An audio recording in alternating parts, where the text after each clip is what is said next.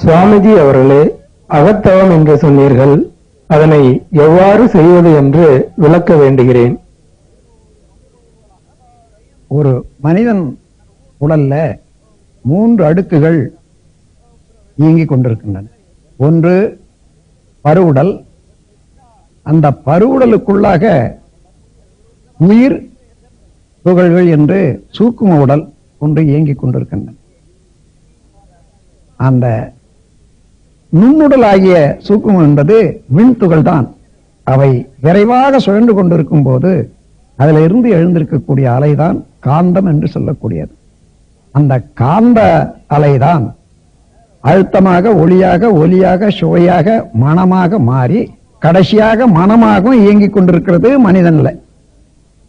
அப்பொழுது மனிதனை உணர வேண்டுமானால், இயற்கையை உணர வேண்டுமானால் அந்த மனதை பற்றிய அறிவு வேண்டும். அதற்காக அந்த மனமாக இருக்கக்கூடிய காந்த அலையை, அதே மனதை கொண்டு இதுவரையில புலன்கள் மூலமாக வெளியிலே இருந்த அலைகளை உணர்ந்ததுக்கு பதிலாக தனக்குள்ளாகவே இயங்கிக் கொண்டிருக்கக்கூடிய காந்த அலையை உணர வேண்டும்.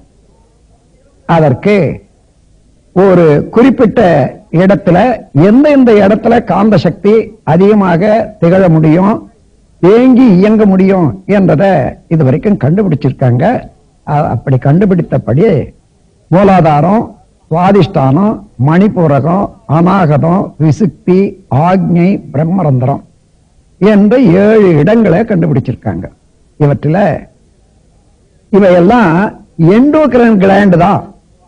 உடல்ல மூலாதாரத்தில் உற்பத்தி ஆகக்கூடிய இந்த ஜீவகாந்த சக்தி உடல் முழுவதும் பரவறதுக்காக மத்தியில தேக்கமின்றி ஓடுவதற்கு அந்தந்த இடத்துல தடுத்து நிறுத்தி மீண்டும் மீண்டும் ஓடச் செய்ய டிரான்ஸ்பார்மர் மாதிரி செயல்படுவது தான் எண்டோகிரைன் கிளாண்ட்ஸ்.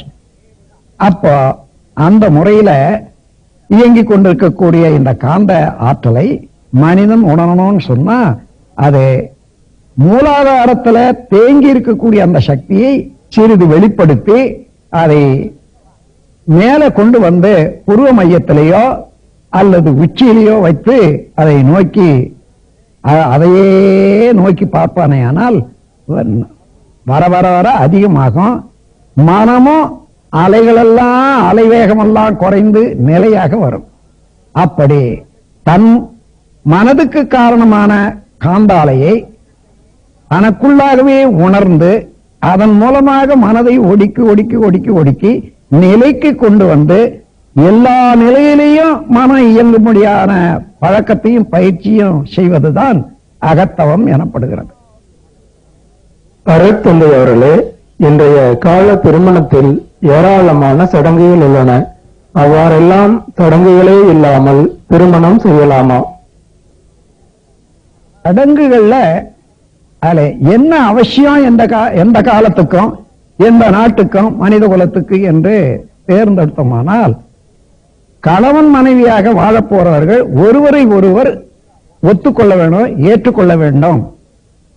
இரண்டாவது, அவர்களை பெற்று வளர்த்த பெற்றோர்கள் அவர்களுடைய திருமணத்தை ஒத்துக்கொள்ளணும். ஏனென்றால் அவர்கள் வெறும் உணர்ச்சி வயப்பட்டு அப்படி ஏதேனும் ஒரு பெண்ணை ஆணை பெண் சம்மதம் செய்து கொண்டு போனார்களே ஆனால் அவர் உலக வாழ்க்கையில அனுபவம் தெரியாது, சில சிக்கல்கள் வரலாம். அதற்காக வேண்டி பெற்றவர்கள் மூலமாக அவர்கள் அன்பில சேர்ந்தவர்கள், அவருடைய பிள்ளைகளுடைய நன்மையே அவருடைய வாழ்க்கையில பெரும்பேராக கொண்டவர்கள். அதனால அவர்கள் ஒத்துக்கொள்ள செய்வதற்காக ஒரு சடங்கு, அவர்களை வணங்கி அவர்களை வாழ்த்து வாங்கி கொள்ள வேண்டும். இந்த நிகழ்ச்சியை சமுதாயம் ஒத்துக்கொள்ள வேண்டும். அதற்காக சமுதாயத்தில் உள்ளவர்கள் எல்லாம் ஒரு 10 பேர் 20 பேர் கூடிய கூட்டத்தில் நின்று நாங்கள் இம்மாதிரியாக திருமணம் செய்து கொள்றோம் என்ற அளவில் ஒரு ஒப்பந்தத்தை, ஏனென்றால் இவர்கள் கூடி வாழும் போது குழந்தை பேரு என்பது ஒன்று உண்டாகிறது.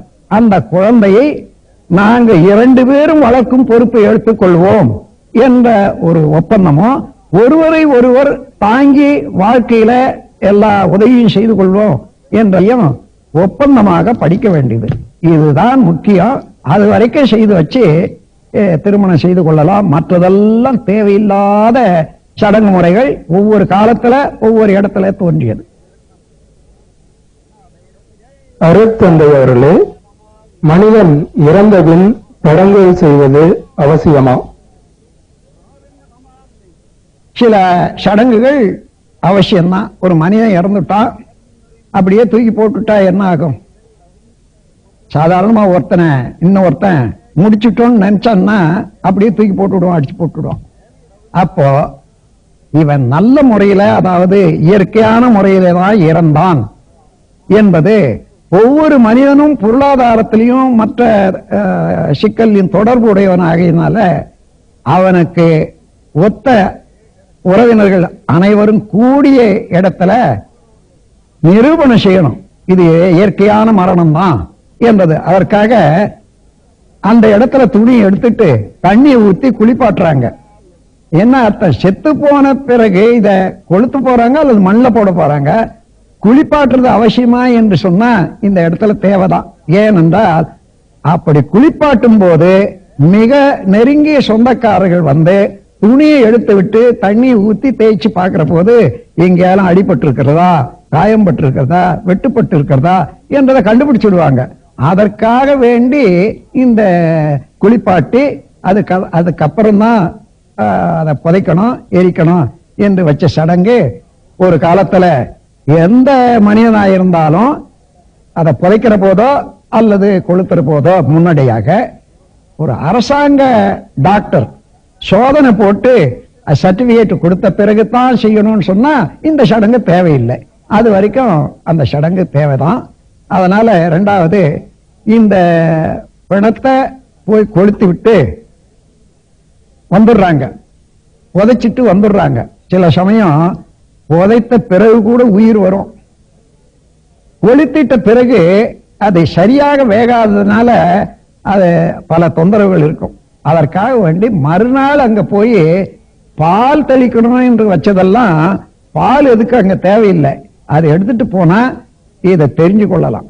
அதற்காக சிலர் உள்ள உயிர் அடங்கி இருக்கும். அது 3 மணி 4 மணி நேரத்துக்கு பின்னால அந்த உயிரே எழுந்திருக்கவும் முடியும். அதற்காக வேண்டி புதைத்து விட்டார்கள். ஆனால் அங்க ஒரு குச்சி, பச்சை குச்சியை சொருகி வச்சு மறுநாள் போய் பார்க்கிற போது அங்க இருந்த முனகர சத்தம் வறுமையானால் உடனே அதை தோண்டி எடுத்து அவனுக்கு உயிர் கொடுக்கறதுக்காக வேண்டி இந்த சடங்கெல்லாம் மறுநாள் போய் பார்க்கறதுன்னு வச்சிருக்காங்க. இவைகளெல்லாம் அரசாங்கத்தின் மூலமாக அல்லது டாக்டர் மூலமாக செய்யக்கூடிய காலத்துல இது தேவையில்லை. அது வரைக்கும் இந்த சடங்குகள் அவசியம்தான். வாழ்க வளமுடன்.